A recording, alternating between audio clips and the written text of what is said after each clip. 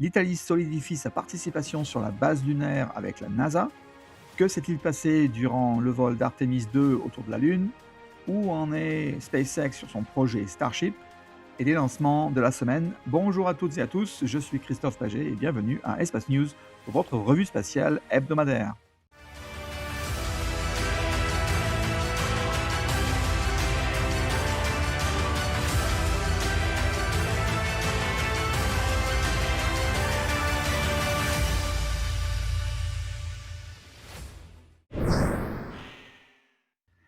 L'Italie vient de signer un accord avec la NASA pour être un partenaire pour développer la base lunaire. Le module MPH ou Multipurpose Habitat est le projet phare de l'agence spatiale italienne confié à Thales Alenia Space, basé à Turin. Il est conçu pour accueillir 2 astronautes pendant des missions de 7 à 30 jours. Il semblerait que ce module soit le premier module d'habitation permanent sur la surface lunaire. L'Italie a passé un contrat avec l'américain Astrobotic pour développer des roues pour une version mobile du module, permettant ainsi de déplacer l'habitat sur le sol lunaire, un concept de camping-car spatial. Thales Alenia Space a déjà construit plus de 50% du volume habitable de la Station spatiale internationale, donc un savoir-faire sans précédent. L'accord inclut également des systèmes de communication avancés et des instruments scientifiques pour l'étude des ressources lunaires, comme l'eau ou minéraux. L'objectif est d'envoyer les premiers éléments de l'infrastructure d'ici le début des années 2030 pour soutenir les missions d'Artemis 7 et suivantes qui établiront le Artemis Base Camp. L'Italie a été le premier en Europe à signer les accords Artemis en 2020 en négociant directement avec la NASA et en plus de ses contributions via l'ESA, l'Italie vise à ancrer l'industrie italienne dans la future économie lunaire. Donc l'Italie veut être le constructeur immobilier de la Lune. La semaine dernière, j'ai couvert le lancement de la fusée appelée Système de lancement spatial de la NASA, qui a envoyé 4 astronautes dans l'espace en route vers la Lune. Cette semaine, l'équipage a effectué des manœuvres manuelles de vaisseaux faisant partie des tâches à effectuer durant cette mission. L'équipage avait un bon moral et a communiqué fréquemment avec la communauté internationale à travers les réseaux sociaux. Pour celles et ceux qui veulent plus d'infos sur ce qui s'est passé, je vous invite à vous connecter sur les réseaux sociaux comme x.com ou même YouTube.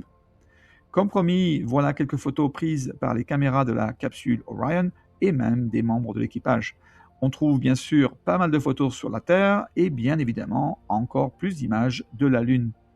L'équipage a été le premier groupe d'êtres humains à aller le plus loin de la Terre, c'est-à-dire à 406 770 km, qui a battu le record de 1970 d'Apollo 13 à près de 6600 km. Il y a eu pas mal d'autres records, mais je ne rentrerai pas dans le détail. L'amérissage de la capsule Orion est prévu pour ce vendredi 10 avril 2026, donc juste après la parution de cette vidéo, près des côtes californiennes. Donc je couvrirai cela la semaine prochaine. À Starbase, au Texas, le Starship numéro 40 a fini son assemblage. Les tuiles de protection thermique sont à présent installées. Au site de lancement, SpaceX continue la construction de la tour Mekasila numéro 2. On peut même voir une personne perchée tout en haut à plus de 140 mètres de haut, en train de souder. Le pauvre gars, ça ne doit pas être drôle. SpaceX a publié une demande de modification de sa licence de communication auprès de la FCC. Il confirme que l'essai en vol numéro 12 sera, comme pour les autres vols, suborbitaux, ce qui veut dire que le Starship volera à une altitude de près de 150 km. Par contre, le vol numéro 13 sera le premier vol orbital du Starship, si tout se passe pour le mieux avec ces derniers changements de la version numéro 3. Et enfin, au site de Massey, le spécimen B39.1 a subi une autre série de tests cryogéniques. Le 2 avril, SpaceX a lancé une Falcon 9 depuis la Floride pour une mission Starlink Group 1058. Le premier étage a volé pour la 15e fois et a atterri sur le drone ship Just Read the Instructions. Le 3 avril, Space Pioneer a lancé sa nouvelle fusée Tianlong 3 depuis la Chine pour son vol de qualification. Malheureusement, la fusée n'a pas atteint son orbite et le premier étage a été filmé en train de retomber dans le désert chinois. Space Pioneer avait déjà envoyé son premier étage par erreur durant un essai moteur statique où les points d'attache n'ont pas tenu la force exercée par la fusée durant un tel essai. On ne sait pas encore les raisons de cet échec, je vous tiendrai au courant si j'obtiens plus d'informations. Le 4 avril, ULA a lancé une Atlas V depuis la Floride pour une mission Amazon Leo, un lot de 5 satellites pour la constellation Internet d'Amazon. Le 7 avril, SpaceX a lancé une Falcon 9 depuis la Californie pour une mission Starlink Group 1735. Le premier étage a volé pour la première fois et a atterri sur le drone ship Of Course I Still Love You. Le même jour, Northrop Grumman a lancé depuis la Californie une fusée Minotaur 4 pour sa mission STP-S29A pour le département de la Défense et des partenaires académiques. La charge utile principale est un satellite de recherche comportant un instrument laser conçu pour détecter et caractériser les petits débris orbitaux qui sont trop petits pour être suivis par les radars au sol.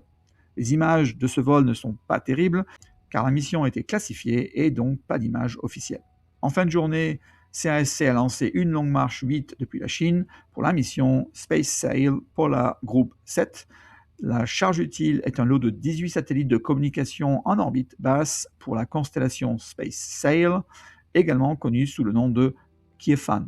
Le 8 avril, CASC a lancé une longue marche 6A depuis la Chine pour la mission SatNet Leo Group 21. La charge utile est un lot de 5 satellites de communication par Internet pour la constellation SatNet ou Guowang. En résumé, du 1er janvier au 9 avril 2026, 77 fusées ont été lancées avec succès, 53 provenaient d'une entreprise américaine, parmi cela d'ailleurs 35 étaient des missions Starlink, de SpaceX et 18 de Chine. Je vous quitte cette semaine avec une image prise par le télescope spatial James Webb de la galaxie Messier 58, également connue sous le nom de NGC 4579, qui se situe dans la constellation de la Vierge à près de 62 millions d'années-lumière de nous. Elle contient un cœur actif et un trou noir géant. Elle est connue pour être une galaxie anémique, car elle ne peut plus fabriquer d'étoiles dans ses bras spiraux. Pourquoi ça ? C'est parce qu'elle subit une pression qui balaye son hydrogène neutre et donc n'a plus de gaz pour la formation de nouvelles étoiles. Merci d'avoir regardé votre chaîne Espace News avec moi. À bientôt pour un nouvel épisode de votre Actualité spatiale.